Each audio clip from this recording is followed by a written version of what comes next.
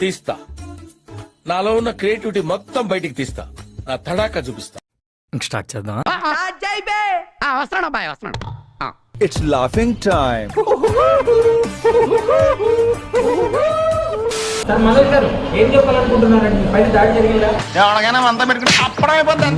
If you are bad, I am your dad. తండ్రి మంచు మోహన్ బాబు అనుచరుడు వినయ్ దాడిలో మంచు మనోజ్ కి తీవ్ర గాయాలయ్యాయి.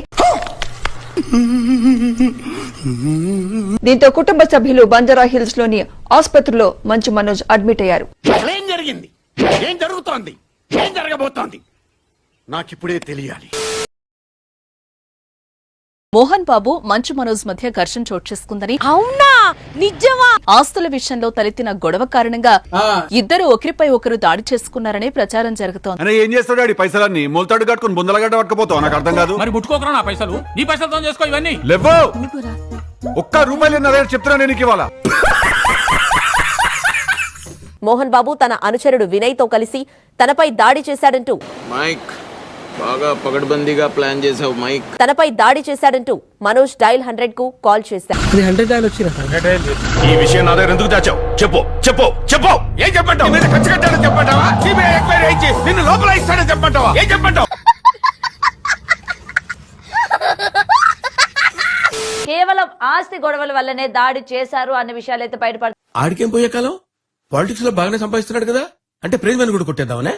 తండ్రి మాట జవదాటకుండా ఎప్పుడు నిలబడే మనోజ్ ఇప్పుడు తండ్రి కొట్టాడని పోలీస్ స్టేషన్ లో మెట్లెక్కాడు.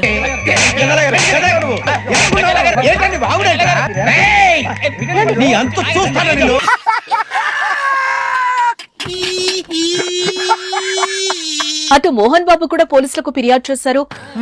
సరిపోయారు ఇద్దరును, సాగుతుంది మీకు అలాగా. మనోజ్ తనను కొట్టాడని కంప్లైంట్ ఇవ్వడం జరిగింది. నువ్వు కొట్టావా? ఏ డౌటా?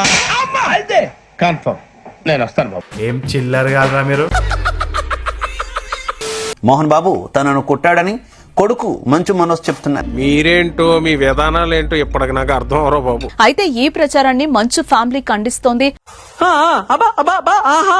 ఎటువంటి గొడవ జరగలేదని, పోలీస్ స్టేషన్ లో ఫిర్యాదు చేసుకోలేదని. ఏం మాట్లాడుతున్నారా నువ్వు? నీకేమన్నా బుర్రున్నదారా? అయితే అసలు దాడే జరగలేదని మోహన్ బాబు టీం చెప్తా ఉంది. నోరు మూసుకురండి. మేము మిమ్మల్ని ఎర్రిపుకులు చేయటం లేదు, మీరే ఎర్రిపుకులు.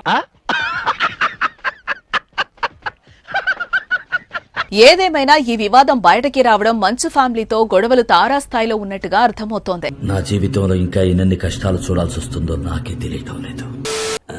ఆశీర్వదించండి మావయ్య.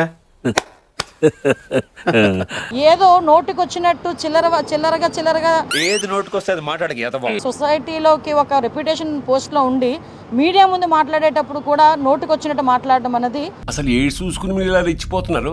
ఏటి మీ ధైర్యం? అతని తాలూకా దాన్ని ఏమంటారంటే నైతికతకి మనం ఒక వదిలే. ఉందా నీకు? నాకు లేదు. అదే మరి ఉందా అంటున్నా. నాకు లేదు. మళ్ళీ మేము అధికారంలోకి వస్తాం. సారీ అండి, లేదు, నో ఛాన్స్. ఒక్కటే చెప్తా ఉన్నా చంద్రబాబు నాయుడికి, చెప్పు, ఏదో తిరిగి అధికారంలోకి వచ్చి రాడు రానివను. నెక్స్ట్ మేము వచ్చిన తర్వాత నువ్వంటూ బతికుంటే ఏం చేస్తావరా? చంపుతావా? నరుకుతావా? ఏం చేస్తావరా? తిరిగి జైలు పాలు కాక తప్పదు. నువ్వు ఎవ్వడేం పెట్టినా నా వెంట్రుకు కూడా పీకలేరు. చంద్రబాబు నాయుడు బతుకుంటే అధికారంలోకి వచ్చినాక గ్యారంటీ లోన్ వేస్తాడంట. రావు గారు సార్ మీరేమనుకోనంటే మిమ్మల్ని ఒక విషయం అడగొచ్చా? అడగండి. ఫీల్ అవ్వకూడదు, అడగండి. మనసులో పెట్టుకోకూడదు. అడగండి సార్. మీకు కొంచెం నోటితో ఎక్కువండి. ఎస్ ఎస్ వాస్తవం.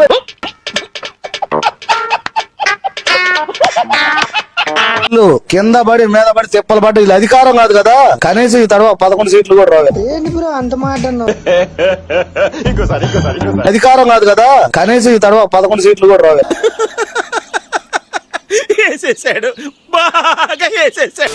పవన్ కళ్యాణ్ గారికి మాకు ఏదో మధ్యలోని చిచ్చు పెట్టాలని ప్రయత్నం ఎన్ని చెయ్యి. ఏమిరా బాలరాజు, ఏమిరా ఉపయోగం దేశానికి నీ వల్ల? ఏదన్నా పని చేసుకోరా బేవకు. కానీ నిన్ను మాత్రం వదిలిపెట్టేది లేదు. నెక్స్ట్ చేసేది నిన్నే. ఆ విషయం మాత్రం మర్చిపోమాక. ఊహిస్తేనే భయంకరంగా ఉంది.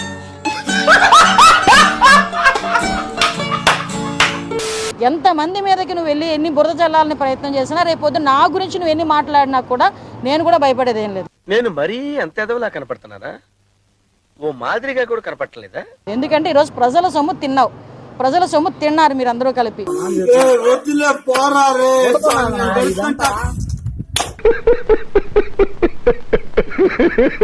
ఈరోజు చాలా ఆస్తులు కొల్లగొట్టారు.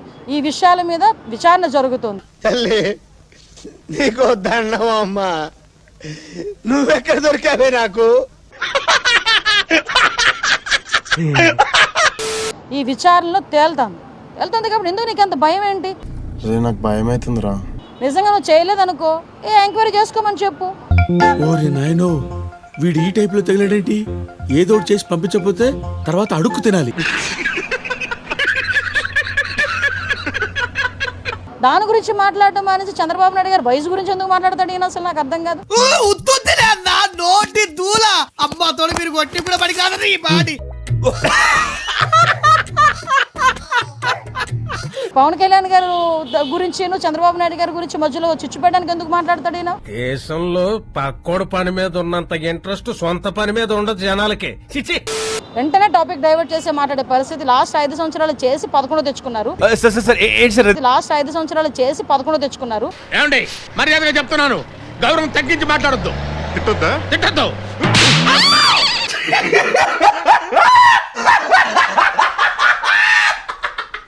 మళ్ళీ ఈ 5 సంవత్సరాలు ఇదే గనక చేస్తే 11 కూడా రావు గ్యారంటీగా.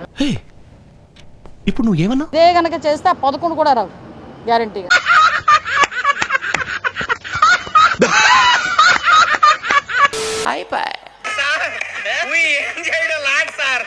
ఈ కార్యక్రమం ఇంతటితో సమాప్తం. రేపు ఇదే అలవాసులపై మళ్ళీ కలుసుకుందాం. అంతవరకు సెలవా మరి. నా ఛానల్ పేరు గుర్తుందిగా, ప్లీజ్ లైక్, షేర్, సబ్స్క్రైబ్.